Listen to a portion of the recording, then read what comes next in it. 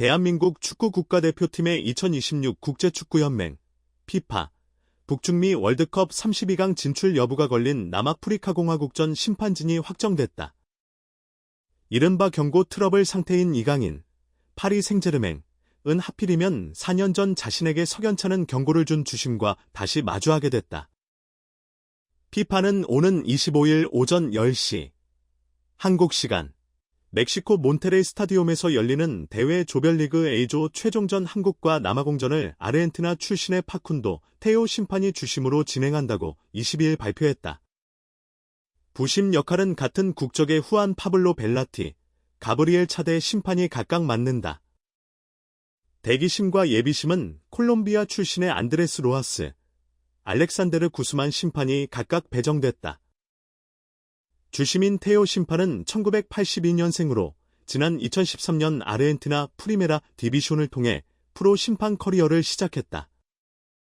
주로 남미 무대에서 활동한 그는 2019년엔 피파 국제 심판 자격을 얻어 피파 월드컵 본선과 피파 클럽 월드컵 등을 참가했다.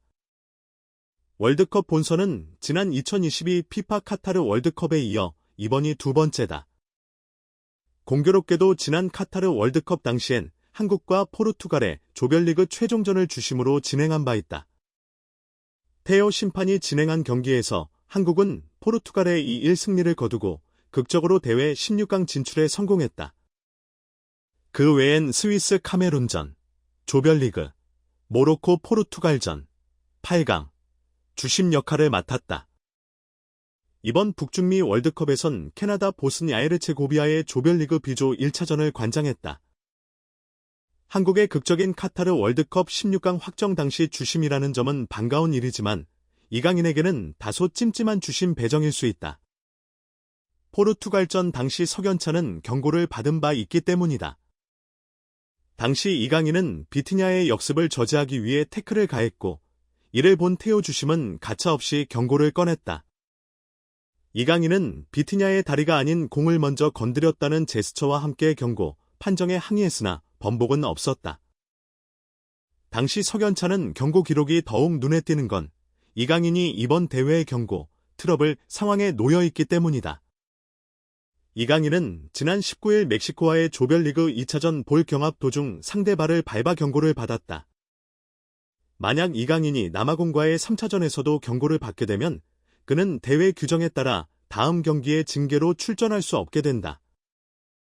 남아공전에서 경고를 받지 않으면 멕시코전에서 받았던 경고 한 장 기록은 조별리그 종료 시점에 소멸된다. 하필이면 테오 심판은 한국 포르투갈전 당시 이강인에게 줬던 경고뿐만 아니라 대체적으로 카드를 꺼내드는 횟수가 적지 않은 편이다. 트랜스퍼마크트에 따르면 그는 모든 공식전 433경기에서 무려 2030장의 경고를 꺼내 경기당 평균 4.7장의 경고를 줬다. 경고 누적 퇴장은 74회, 다이렉트 퇴장은 75회에 달했다. 역대 월드컵 4경기에서 유일하게 퇴장을 준 건 지난 2022 카타르 월드컵 8강 모로코, 포르투갈전 당시 모로코의 왈리드 체디라의 경고 누적 퇴장이었다. 당시에도 테오 심판은 추가 시간 거친 볼 경합 상황 직후 체디라에게 가차없이 두 번째 경고와 함께 레드카드를 꺼내든 바 있다.